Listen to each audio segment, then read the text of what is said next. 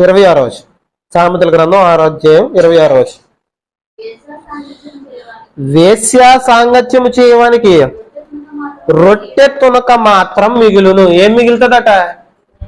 రొట్టె తునక, రొట్టు ముక్క మాత్రం మిగులుతుందట. ఏం చేసేవాడికి? వేశ్య సాంగత్యం అంటే అతనికి పెళ్ళయింది, పెళ్ళైనా కానీ ఎప్పుడైతే తప్పుడు సంబంధాన్ని పెట్టుకోవడానికి ప్రయత్నించాడో అలాంటి వాడి దగ్గర రూపాయి ఉండదట. అర్థమవుతుందా? ఆడికి రొట్టు ముక్కలు ఉంటాయట, రొట్టు ముక్కలు తింటాను కంటే ఆడి దగ్గర సరైన బట్టలు ఉండవు, సరిగ్గా తినడానికి ఏమి ఉండదు. ఆడు ఎలాగ అయిపోతాడంటే ఒక అడుక్కు తిన్న ఒళ్ళగా అయిపోతాడట. అర్థమవుతుందా? దేవుడిచ్చిన వార్నింగ్ ఇది. అలాంటి తప్పుడు పనులు చేసే వాళ్ళకి తినటానికి తిండి కూడా మిగలదు. నీ దగ్గర ఉన్నదంతా లాగేసుకుంటది, ఇంకా నీ దగ్గర ఏముంటది? ఏముండదు. ఆ తర్వాత మాట చూద్దాం చూడండి. మగనాలి అక్కడి నుంచి మగనాలి మిక్కిల విలువ గల ప్రాణమును వేటాడును ఒకడు తన ఒడిలో అగ్ని ఉంచుకొని ఎడల వాని వస్త్రములు కాలకుండున. ఒకడు ఒళ్ళోని నిప్పులు పెట్టుకున్నాడు అనుకోండి, కాలుతుందా? కాలుతుందా? ఆ తర్వాత మాట చూద్దాం చూడు. ఒకడు నిప్పుల మీద నడిచిన ఎడల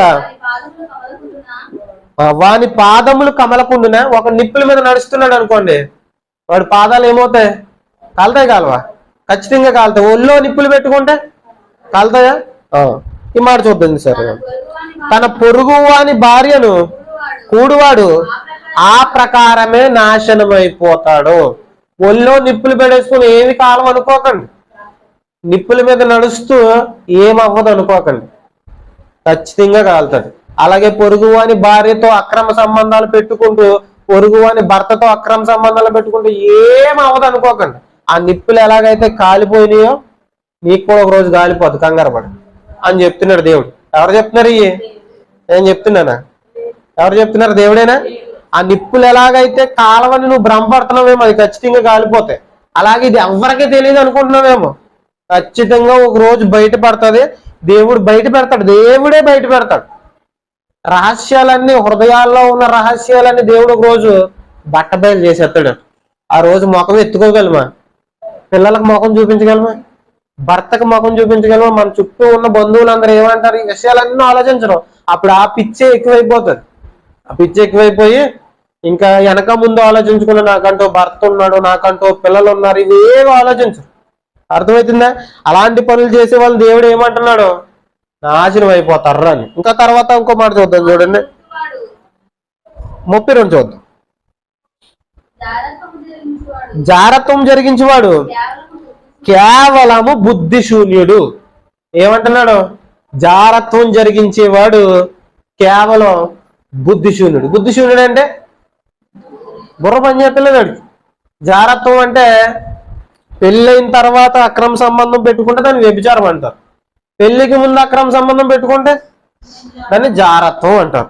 జారత్వం జరిగించేవాడు బుద్ధిశూన్యుడు అట, వాడికి ఏమీ తెలియదట. ఆ తర్వాత మాట చూద్దాం చూడండి. ఆ కార్యము చేయవాడు స్వనాశనమును కోరువాడే. వాడి నాశనాన్ని వాడే కోరుకుంటున్నాడు అట. ఏం చేస్తున్నాడు? వాడి నాశనాన్ని వాడే కొని తెచ్చుకుంటున్నాడట. ఎవరు నాశనం చేయక్కర్లేదు, వీడికి ఈడే నాశనం తెచ్చుకుంటాడంట. ఎలాగా? అదప్పుడు సంబంధం పెట్టుకుని. ఆ తర్వాత మాట చూద్దాం చూడండి. వాడు దెబ్బలకును అవమానముకును పాత్రుడకును. జారత్వం జరిగించేవాడు దెబ్బలు తినేస్తాడంట. ఏదో రోజు దెబ్బలకు పాత్రుడు అయిపోతాడట. ఏదో రోజు చేసి కార్యం బయటపడిపోద్ది. బయటపడిపోతే ఊరందరి ముందు కట్టేసి ఏం చేస్తారు? అదే చెప్తున్నాడు ఇక్కడ. ఆడు దెబ్బలకి పాత్రుడు అవుతాడు. తర్వాత వాడికి కలుగు అపకీర్తి ఎన్నటికీ తొలగిపోదు. వింటున్నారు అందరూ? వాడికి కలిగే అపకీర్తి ఎప్పటికీ ఆడి మీద ఉన్న మర్చిపోతుందా? ఆవిడ మీద ఉన్న మర్చిపోతుందా? జీవితాంతం వరకు అలాగ ఉంటది.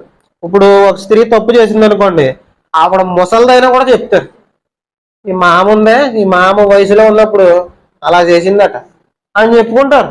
అర్థమవుతుందా? ఆ మచ్చ ఎప్పటికీ పోదు. ఇక్కడ దేవుడు అదే చెప్తున్నాడు, వాళ్ళకి కలిగే అపకీర్తి ఎప్పటికీ పోదు. దేవుడు చక్కటి జీవితాన్ని ఇచ్చాడు, అందులో భార్యని, భర్తని, పిల్లల్ని, అందమైన కుటుంబాన్ని ఇచ్చాడు. ఈ కుటుంబంతో చక్కగా హ్యాపీగా బతికి దేవుని సన్నిధిలో ఉంటూ చక్కగా ఉండంటే ఈ చక్కటి బంధాలని, భార్య భర్తల బంధాలని ఇవన్నీ పాడు చేసుకుంటూ ఇంతగా తప్పుడు పనులు చేయడం. అవునా